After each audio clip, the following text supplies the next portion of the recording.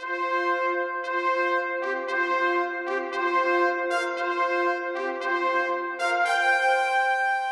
does it feel to win another O'Brien Award with Andrette? It really feels good. It's 3 in a row, and it's special just coming up here. Love racing in Canada, and Canadian horse racing means a lot to us back in the United States, and I'm very happy to be here and win this award. And looking back on 2013, what were your personal highlights from the year? Obviously, Andrette setting the Canadian record, winning the Roses of Red here was super, and this just tops off a season, winning our 3rd straight O'Brien Award.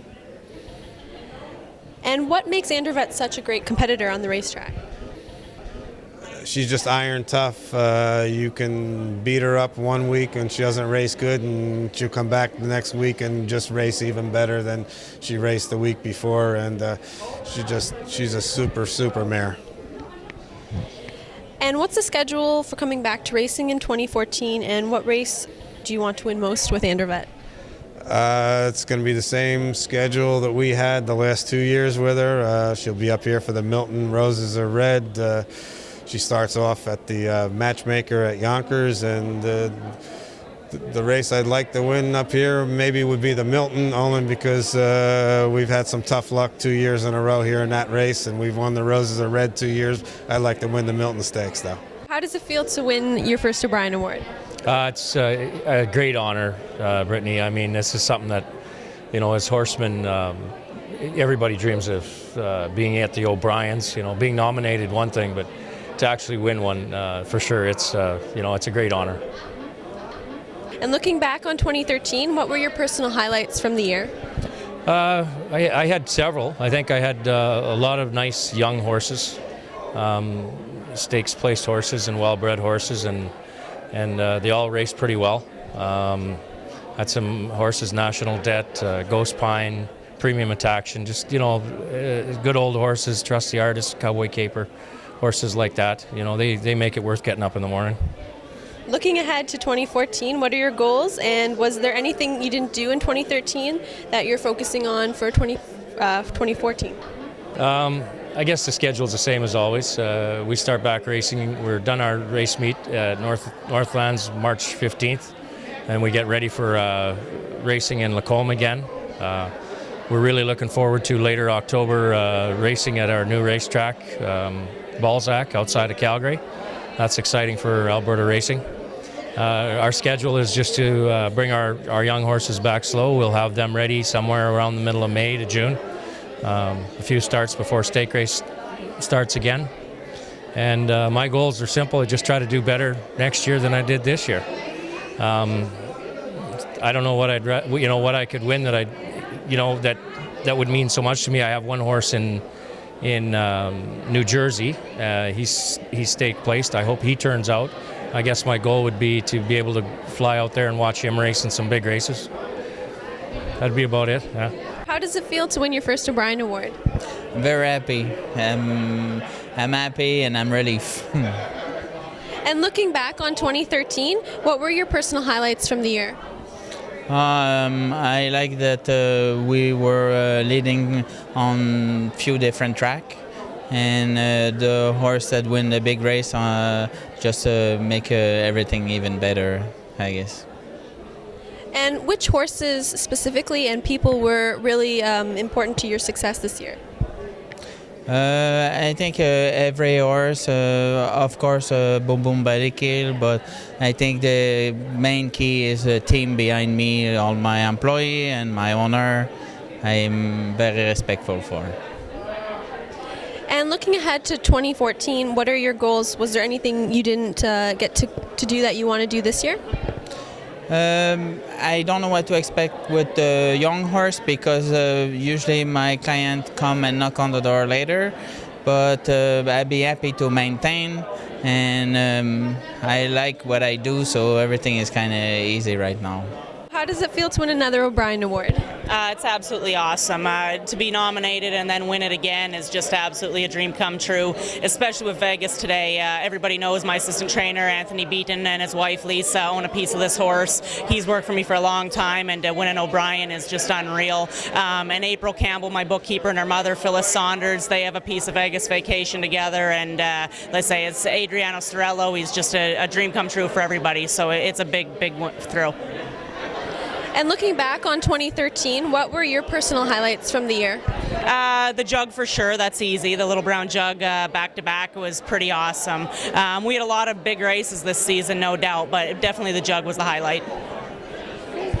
And what makes Vegas Vacation such a great competitor?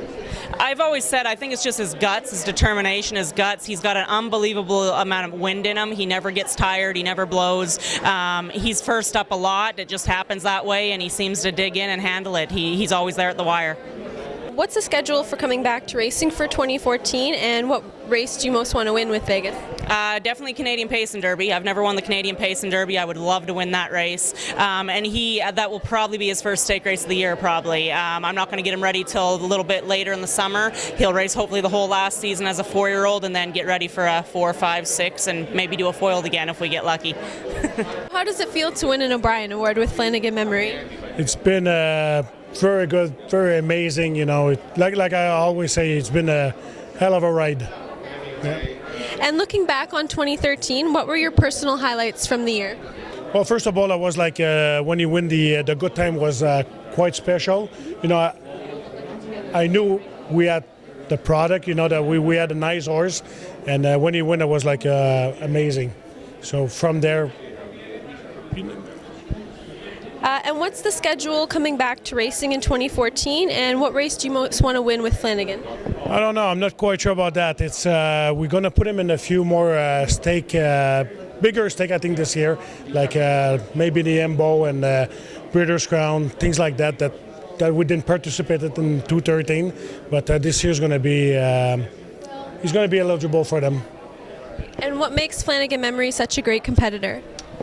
His attitude. He's like a very nice attitude. He's like when you walk in the bar in the morning and he knows you, he's like screaming at you, and he's like, he knows his people, and great attitude. How does it feel to win another Brian Award? Wow, I'm obviously enjoying the time, and truthfully, I expected to win. I would have been really disappointed if she didn't win. But it's always fun having the best horse, and so I enjoy it a lot. And looking back on 2013, what were some of your personal highlights? Personal highlights. Well, she raced in all the major races, and she won all of them.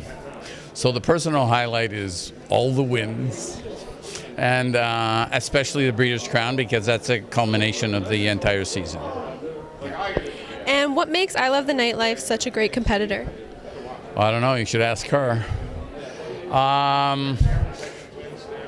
She gets out of the gate and competes immediately, and she's always in the race right from the start. She's either in front or right on the outside, and she seems to have a guttiness to her that if you come at her, she tries to make sure you don't go by. So she's a lot of fun to watch in that regard. And looking ahead to 2014, what are your goals, and was there anything you didn't do in 2013 but would like to do this year? Well, I probably did not win Pacer of the Year, although I think she deserved it. And I can't go around saying I'm going to hope to win it next year, because I know that's pretty impossible. So, when you have a horse that's that good, and even following up on Put on a Show, when you have two of them, you got to be realistic that the odds of doing something like that again are rather slim. So. My goal would be that I Love the Nightlife comes back as I Love the Nightlife. She got injured in her last start or thereabouts, and ironically broke her right kneecap, which so did Put on a Show. And but we're a little lucky here. We found it early enough so that she could be back in mid to late July. In Put on a Show's case, she missed the entire season because we didn't find it till March of the following year.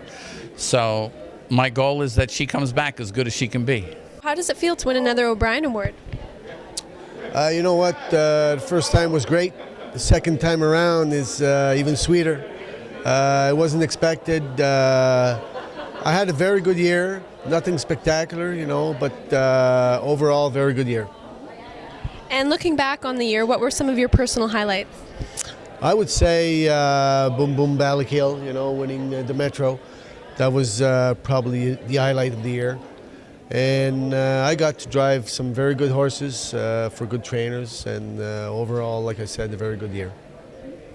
And which horses or people were really key to your success this year? Once again, I would say, I have to say Richard Morrow. Me and him, we've been together for a long time. And Richard, when he races a horse, we got a shot to win. And fortunately, he finally got an awards tonight, the O'Briens, for the best trainer, and he deserves it. And looking ahead to 2014, what are your goals? And was there anything you didn't do last year you'd like to do this year? Oh, there's many things I didn't do last year I want to do this year. I'd like to aim for the bigger races, North America Cup, Meadowlands Pace, Little Brown Jug. But it's a lot of work, and you need some luck to get some good horses in the races. How does it feel to win the O'Brien Award with Precocious Beauty? Well, I kind of thought she had a pretty good shot because she wasn't beat up here in Canada, so she's a great mare, and hope she comes back good this year. And looking back on 2013, what were some of your personal highlights? Well, I guess her first start she won pretty easy at Tioga, and then her second start, which was back in Tioga again, she kind of got not just the greatest trip, and Jimmy Morrill, he said that's a great mare. He said she seems like a good horse, and she was. And what makes Precocious Beauty such a great competitor? Oh, she's pretty easy on herself, and she's nice big mare. She maybe takes a few less steps than some of the other horses, so she's versatile. She races off the pace or in front, pretty much anything you want. And looking ahead to 2014, what's her schedule for coming back, and what race do you most want to win with her?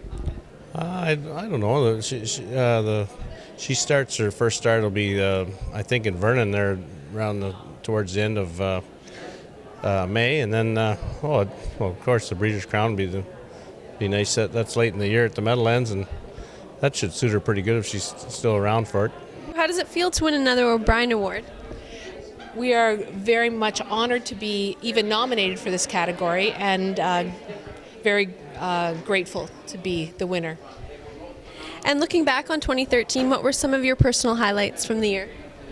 It's great to be recognized for your everyday efforts in this industry, and especially since breeders have been struggling this year, and for the past 2 years, really, it's an extra great reward for us to be here tonight.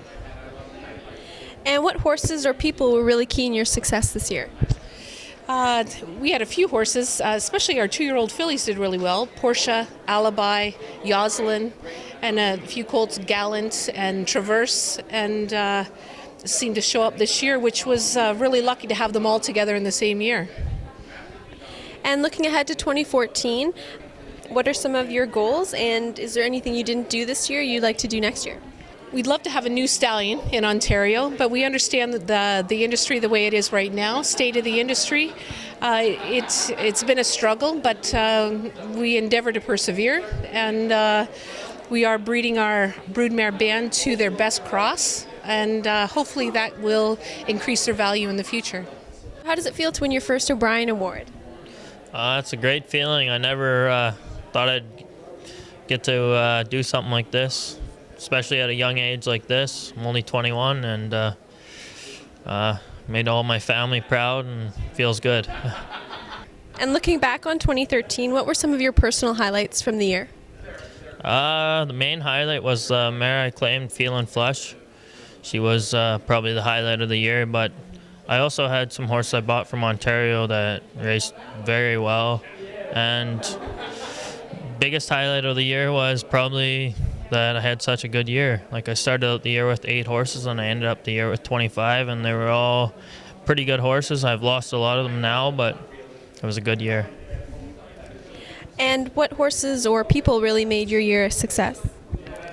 My owners, like they all stuck by me. They're all still with me. Haven't had anybody leave me yet, but horses, I'd say Feeling Flush, Who Doesn't, Raging Fingers, I claimed him and made good money with him. Red Star Cash Flow, I made really good money with him. I just bought a couple new horses from Ontario. And Fancy Camelot, we got her. She won 16 races last year in 13, and she was great. I don't know what else horses. There was a lot of good horses. And looking ahead to 2014, what are your goals, and was there anything you didn't get to do last year that you're really focusing on and trying to do this year? I don't know. If I could keep it going the way it was, that'd be great by me. Like, the horses all raced good last year. If I can keep it going that way, that'd be perfect. How does it feel to be part of Mr. Herby's win for the O'Brien Award? Mr. Herby has been an amazing story right from the get-go. My dad bought him as a yearling, gave good money for him, developed him, sold him to Jeff Gillis and his partners, and I was lucky enough to stay part of that whole team. We didn't win any big races, but we were bridesmaids in them all, and just to be part of that team is a great time. Anytime you can be with the Grand Circuit and a horse like Mr. Herby, there's no shame in finishing second, although we did that a lot this year. But he deserved the O'Brien Award, in my opinion, and just real happy to be part of the team. And looking back on 2013, what were some of your personal highlights? Geez, I really thought I was going to win the Alleridge. I followed Arch Madness all the way around the backside and into the last turn, and when I swung off his helmet, off Tron's helmet, I really thought I was a winner. I was second. The Maple Leaf Trot, trying to repeat in the Maple Leaf Trot, it's just an amazing feat that anybody could do it a couple years in a row. And, I was really hoping Mr. Herby could do it again, and, it just didn't work out. But he's been such a great horse, like a 900,000 in 2012 and another 500,000 in 2013. It's just an amazing story and just a great horse and a great team. And what makes him such a great competitor? Just his heart. He's got a ton of speed. He's got a ton of heart. He's not the soundest horse in the world, and Jeff's done a great job with keeping him sound and getting him to all these events. And everybody wants to talk about the trainers and what a great job they do. And this horse is, he's a great horse, and he's going to continue to be a great horse into a 5 and 6 and 7 year old.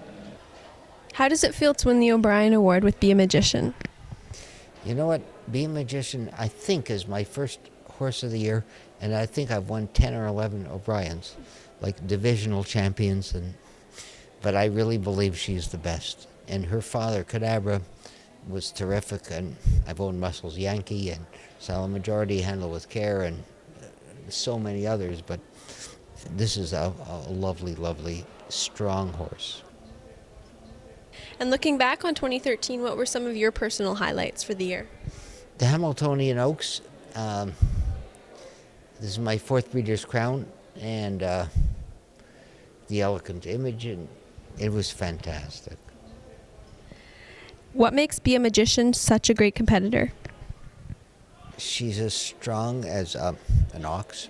She's smarter than any other horse. I mean, you could pull her back in the hole, and she waits there, and when you pull her to go out, she goes where you want. She's got so many brains. And looking ahead to 2014, what are your goals, and was there anything she didn't do that you'd like to see her do this year? She's done nothing that I didn't hope for. And, next year she has to race against male horses, and we're hoping for the best. And as long as she's sound, she'll keep racing, whether it's 4 or 5, maybe Europe or whatever, but we're hoping for the best. And do you know her schedule of when she's going to return to racing? I would say May, June, when the age horses race, but around that area. She just started jogging now, and here we are, February.